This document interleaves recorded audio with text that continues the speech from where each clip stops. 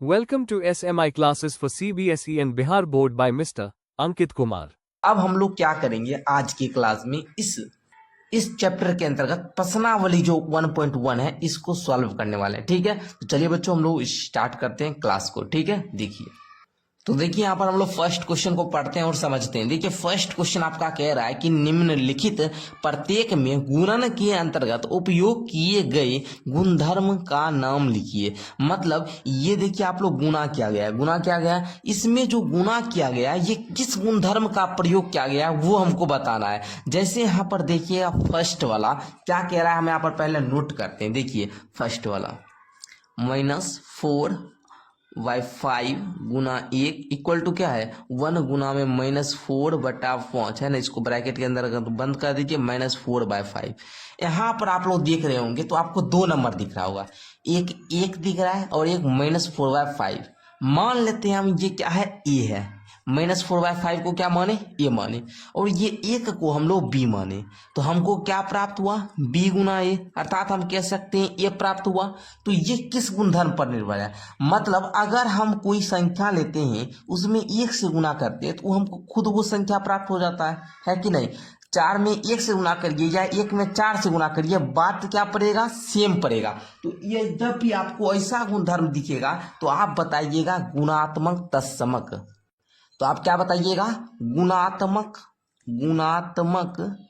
तत्समक है ना, यही इसका गुणधर्म है। गुणात्मक तत्समक जो हम यहाँ पर लिखेंगे फर्स्ट वाला में, ये क्यों लिखे, गुणात्मक तत्समक कहता है अगर किसी संख्या में 1 से गुना किया जाए तो खुद वह संख्या प्राप्त हो जाती है और उसी गुणधर्म को हम लोग गुणात्मक तत्समक करते हैं। ठीक है, ये कॉन्सेप्ट आप लोग का क्लियर हो गया। आइए सेकेंड क्वेश्चन है -13/17 गुना -2/7 बराबर -2/7 गुना -13/17। यहाँ पर आप लोग देखेंगे तो आपको एक कॉन्सेप्ट दिखेगा, हम पहले नोट कर रहे हैं, आप लोग भी पहले क्या कीजिए नोट कीजिए मेरे साथ। जब भी मैथ का क्लास कीजिएगा कॉपी कलम खोलकर बैठा कीजिए। ठीक है, बिना कॉपी कलम का लेकर मैथ नहीं पढ़ना है। ठीक है, देखिए यहाँ पर हम देखिए मान लेते हैं -13/17 जो है ये एक कोई क्या है ये संख्या है और -2/7 जो है ये कोई एक बी संख्या है और ये जो -2/7 ये क्या है बी है और -13/17 ए है। हमने यहाँ पर ये देखा कि ए में अगर बी से गुना करते हैं और बी में हम ए से गुना करते हैं तो बात दोनों सेम पड़ता है ना। कहने का मतलब 4 में 3 से गुना करिए या 3 में 4 से गुना करिए, बात दोनों क्या आएगा सेम आएगा। तो जब भी आपको ऐसा गुणधर्म दिखेगा तो आप बताइएगा गुणन का कर्म विनिमय नियम। क्यों, ये तो है कर्म विनिमय नियम पर है। ठीक है, लेकिन ये गुणा का प्रयोग किया गया है इसलिए हम कह रहे हैं कि गुणन का कर्म विनिमयता गुण है ना, ऐसे कह दीजिए विनिमयता नियम बोल दीजिए। ठीक है, कोई दिक्कत नहीं है, समझ गए ना। ये क्या है गुणन का कर्म विनिमयता नियम। अगर यहाँ पर जोड़ रहता तो हम लिखते योग का कर्म विनिमयता नियम। ठीक है, अगर यहाँ पर क्या रहता प्लस रहता तो हम क्या लिखते योग का कर्म विनिमयता नियम। यहाँ पर गुना है इसलिए लिखिए गुणन का कर्म विनिमयता नियम। ठीक है, अब यही गुणधर्म जो है योग वाला में भी होता है, कैसे ए प्लस में बी कहिए या बी प्लस में ए कहिए। कहने का मतलब अगर 2 में 3 जोड़े या 3 में 2 जोड़े ये बात सेम पड़ेगा और ये जो गुणधर्म होता है इसको हम लोग बोलते हैं योग का कर्म विनिमय नियम। ठीक है, तो समझ चुके हैं आप लोग। चलिए आइए तीसरा आप देखिएगा, बोल रहा है यहाँ पर -19/29 गुना 29/-19 बराबर 1। यहाँ पर देखिए पहले इसको नोट कर लेते हैं हम लोग। -19/29 है गुना में है 29/-19, यहाँ पर बराबर में 1। इसको काटिए इसको काटिए इसको काटिए इसको सॉल्व करने पर हमको 1 प्राप्त होता है। जब भी आपको ऐसा दिखेगा तो हम इसको बोलते हैं गुणन प्रतिलोम या गुणात्मक प्रतिलोम। गुणात्मक प्रतिलोम कहता है क्या, गुणात्मक प्रतिलोम कहता है अगर किसी संख्या को हम लोग अगर उस संख्या से गुना करते हैं तो दोनों संख्या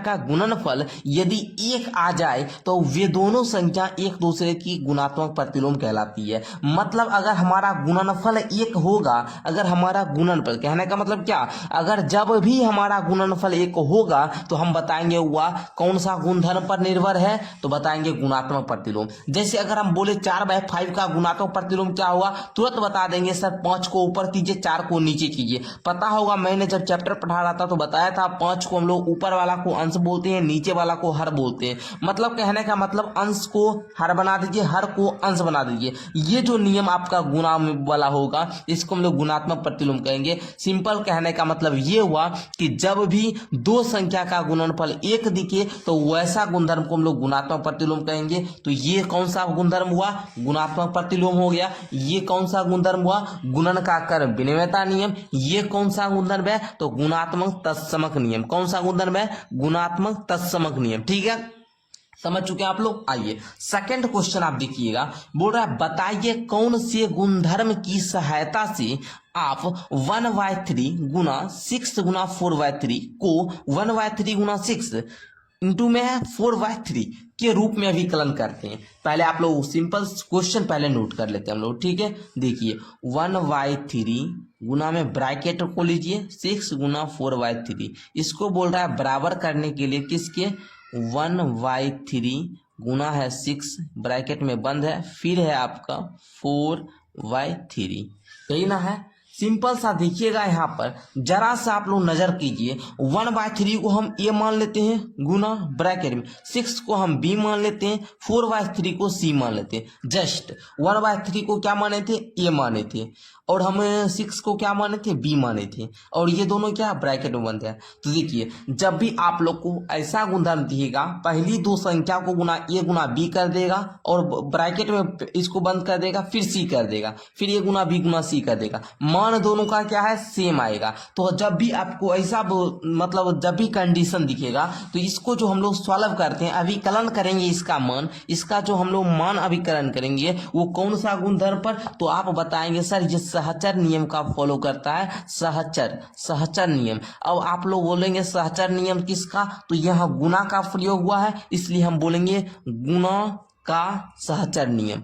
सिंपल समझ में आ गया। बस ये गुणधर्म पर ही क्वेश्चन था, ये प्रश्नावली पूरी गुणधर्म पर ही निर्भर है। तो हम इस पूरे गुणधर्म की सहायता से आपका प्रश्नावली 1.1 को आज के क्लास में समाप्त किए। मैं आशा करता हूं कि आपको फर्स्ट क्वेश्चन सेकंड क्वेश्चन अच्छे तरीके से समझ में आ चुका होगा।